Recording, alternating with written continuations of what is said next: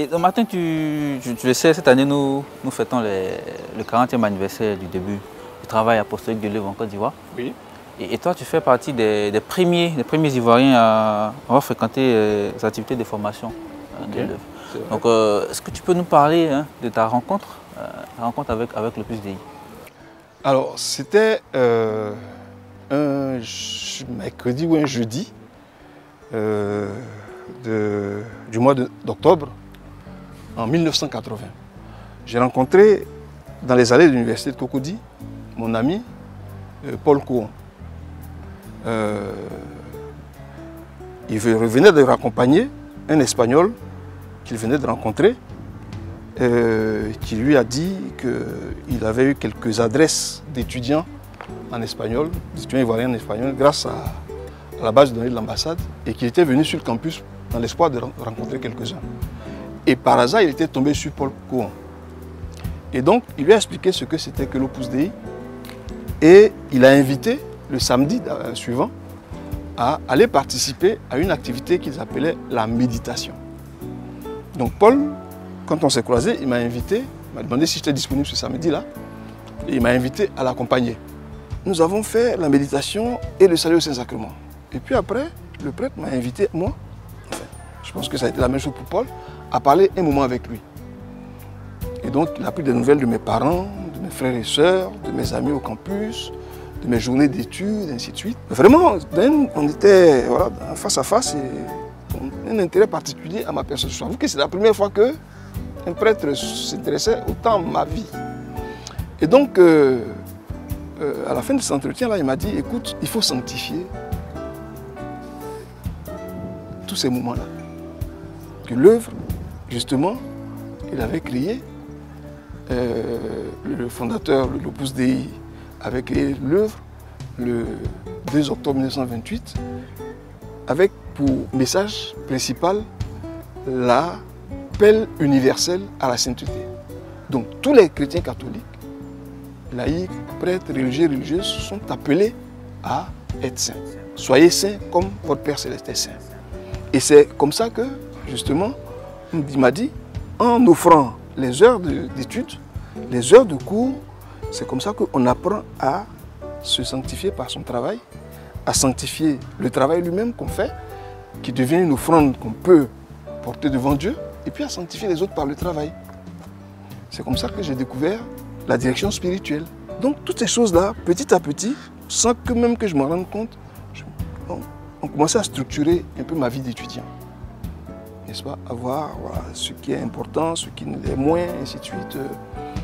Bon, et c'est comme ça que j'ai découvert l'œuvre et que j'ai commencé à fréquenter les moyens de formation jusqu'à maintenant.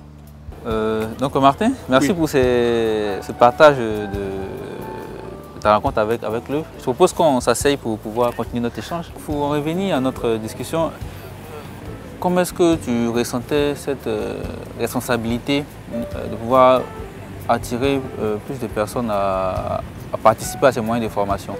Pendant la direction spirituelle, j'ai mieux compris le caractère apostolique de notre Église et le devoir en tant que chrétien de faire de l'apostolat auprès de mes amis. Et à la fac, j'ai commencé à en parler avec mes amis que j'invitais aux méditations de samedi. Au début, beaucoup venaient beaucoup plus par curiosité et par respect humain, par amitié, que pour vraiment connaître le catéchisme de l'Église catholique. Quelque temps après, on m'a proposé d'organiser des causeries dans ma chambre au campus. Donc je les ai approchés en leur disant on a besoin, en tant que chrétien catholique, de connaître un peu plus le contenu de notre foi. Et pour ça, quelqu'un de l'Opus Dei serait disposé à venir une fois par semaine, une fois toutes les 2 semaines au campus, et à travers des causeries de 30 à 45 minutes sur des thématiques bien précises, la personne allait nous entretenir. Et plus tard, on est agréablement surpris quand on rencontre quelqu'un qui nous dit « Ah, au campus, tu sais, tes causeries là, ça m'a fait beaucoup de bien, ça ça m'a permis de renforcer ma foi et puis de mettre mes actes plus en adéquation avec ce que enseigne notre mère l'Église. Est-ce que tu as convaincu, toi, que l'œuvre était vraiment catholique et qu'à travers le monde, d'autres personnes comme toi participaient ou participent à ces moyens de formation que tu recevais avec tes amis? Qu'est-ce qui t'a raconté? Ça s'est passé en 1982. On nous a expliqué que chaque année, à Rome, pendant la Semaine Sainte, les centres de l'Opus Dei à travers le monde organisent une réunion, là-bas, un rassemblement qu'on appelle UNIV. Donc à UNIV 1982, nous étions 4 jeunes Ivoiriens à y aller. Tous étudiants. Tous étudiants. Voilà. Paul était de la partie, et puis 2 autres. Et je me suis retrouvé sur Place Saint-Pierre à crier avec des milliers d'autres jeunes de mon âge. Viva el Papa! C'était en ce moment le pape Jean-Paul II qui était là. Pendant ce séjour-là, nous avons eu une audience. Les jeunes qui étaient là ont eu une audience dans le grand auditorium du Vatican avec le pape Jean-Paul II. Et comme c'était la première fois que les Ivoiriens y allaient, on était à l'honneur. Donc nous étions au premier banc. Et j'ai eu le privilège, le grand privilège, je dois te dire, de serrer la main du Saint-Père. Wow, ça a dû être une expérience. Bon, ça ne s'explique pas. Oui, bien sûr. Waouh! Enfin, pendant 2 jours, je pense que je n'ai pas lavé ma main droite, je peux te dire. Et j'avoue que c'est vraiment au cours de ce voyage-là que le doute de ce que l'Opus Dei pourrait être une secte m'a vraiment quitté. Parce que de quelle autre preuve aurais-je eu besoin? Nous étions au sein dans le centre de la chrétienté catholique, là, n'est-ce pas? Avec le Saint-Père. Enfin, c'est pas possible que... Il n'y a pas de doute à avoir. Voilà, il n'y a pas de doute à avoir. Donc c'est là que vraiment je suis rentré de ce voyage, mais vraiment enrichi de toutes ces expériences, de toutes ces belles choses et surtout de tous ces enseignements et de ma vision de l'œuvre a changé. Ce n'était pas seulement ce que je voyais tout petit à Abidjan. Dans le monde entier, il y avait des milliers de gens qui faisaient la même chose que moi. Et aujourd'hui, en 2020, tu es époux, tu es un époux, tu es père et tu es professionnel. Et dans ces circonstances-là, comment est-ce que tu poursuis cette recherche de sainteté-là? Je pense que c'est tous les matins, dans l'offrande d'œuvre, que chaque chrétien catholique prend la décision de se battre pour vivre sa foi catholique. N'est-ce pas? Donc à travers quelques normes de piété, donc la prière du matin, la messe. Bon, là-bas, je prends des forces, je prends quelques résolutions, et puis j'essaie de mettre ça en pratique, de concrétiser tout ça, parce que je considère que c'est des rendez-vous avec Dieu. J'essaie après de concrétiser tout ça avec mon épouse, avec mes enfants, ma famille, en me mettant au service de toutes ces personnes-là qui sont autour de moi et dont j'ai la responsabilité. Bon, le soir, je fais mon examen de conscience, je vois ce qui a marché, ce qui n'a pas marché, comment je peux corriger pour le lendemain. Et c'est tous les jours qu'on se bat. Et on rend grâce à Dieu que bon, il nous donne la force de continuer de cette lutte-là. Et Saint Paul le dit, le plus important c'est la bataille finale. C'est ça, oui. Donc aller jusqu'au bout dans ces conditions-là. Voilà. J'aimerais que tu nous parles un peu de la session famille-éducation et puis aussi des cours d'orientation familiale qu'on appelle communément les COF. D'accord. Alors, je me suis marié en octobre 91 avec Monique Kouassi. Et pendant nos discussions avant le mariage, on s'est rendu compte que ce qu'on appelle être parent et éducateur, on n'avait pas une très grande idée de ça, une très bonne idée de ça. On avait vu nos parents à l'œuvre, n'est-ce pas, à la tâche, à essayer de nous éduquer. D'autres adultes ont eu des influences dans notre vie. Mais nous allions passer le pas pour être nous-mêmes parents. Et on s'est rendu compte qu'on n'était pas suffisamment bien préparé. Et c'est dans cette recherche de solutions pour combler nos insuffisances que nous avons entendu parler de l'orientation familiale et surtout d'une fédération internationale pour le développement de la famille dont le siège est en Espagne, qui a conçu des programmes pour parler de la vie de famille, l'éducation des enfants, la conciliation, vie professionnelle, vie familiale, pour que justement on conduise notre vie avec les équilibres qu'il faut, les bons équilibres. Former une famille solide, bien éduquer ses enfants, être un bon professionnel, tout ça, ça ne va pas de soi. Donc, dans ce cadre-là, justement, on nous offrait les moyens de formation pour essayer d'y arriver.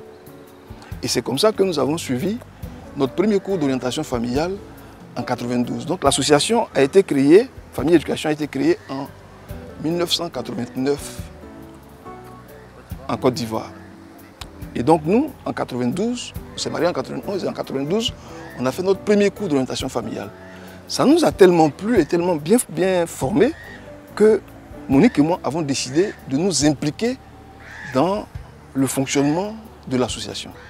Donc on est devenus des formateurs à l'intérieur.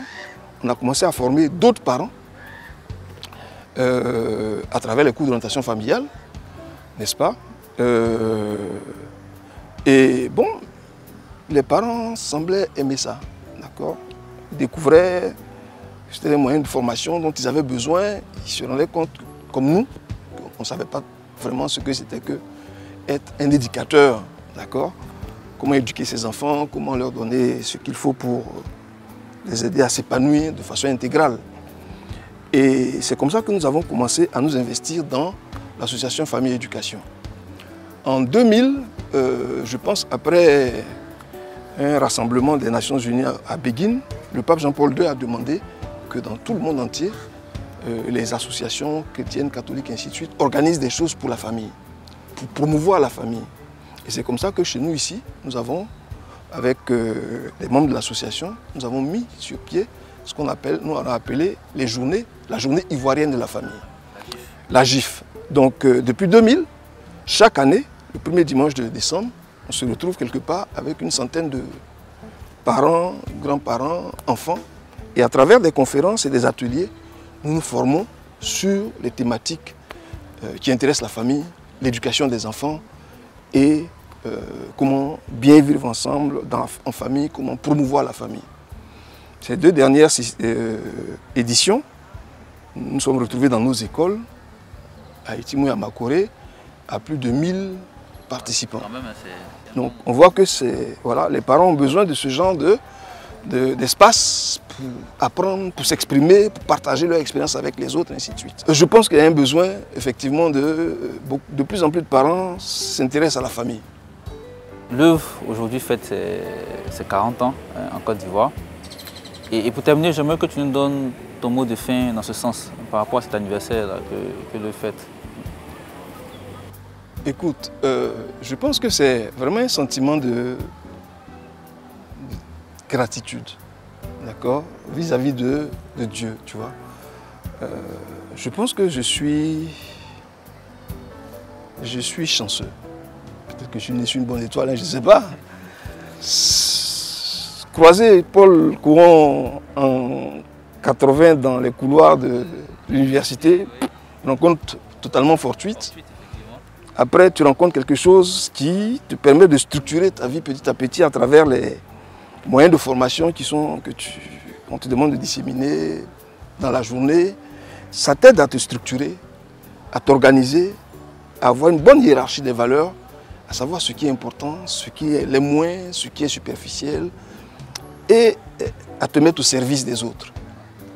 Je pense que ces 40 ans-là, ça a été ça. D'accord? À savoir que les choses se font petit à petit. D'accord? D'ailleurs, il y a un chapitre de Chemin, une des œuvres majeures du fondateur de l'Opus Dei, Saint José Maria, où il parle des petites choses. D'accord? C'est des citations avec lesquelles, pendant ces 40 ans-là, moi j'ai grandi. D'accord? As-tu vu comment ils ont bâti cet imposant édifice?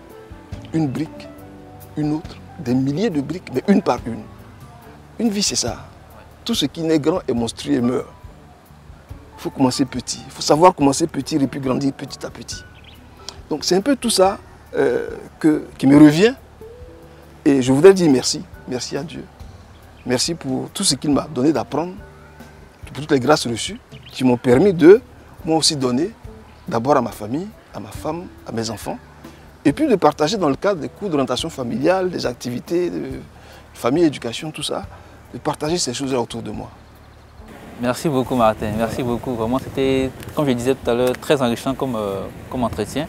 Merci de nous partager ton expérience avec l'œuvre en Côte d'Ivoire.